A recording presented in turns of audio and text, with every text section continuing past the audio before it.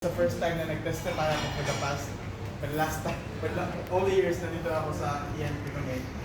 And sabi ko, I want to testify that God is able to do more than you can imagine. Amen. Kung ano yung pinag-pray natin ngayon sa inyo, each family, God will exceed Amen. more than pa. Kasi nakita namin sa buhay namin ngayon, akala namin hindi na ito mangyayari. But then God gave it to us even more than what we asked. And then yun lang. And we are grateful as family that we belong in this family, a praying family, a praying community.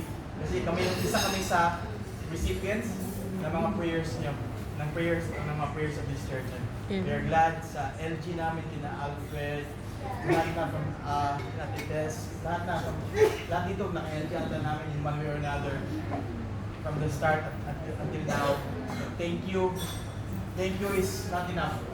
But we will see each other again. Andito pa naman ako for the next 3 months. Next week, i-sign up na natin sila muna for sharing yan. We're happy. We're excited. May konti ka ba? But we believe that God is already there. He's already gone ahead of us. In fact, meron talagang literally matutuluin na kami. That was God's will for talaga.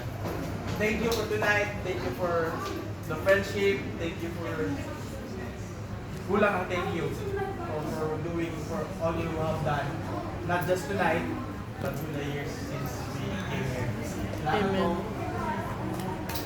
Amen.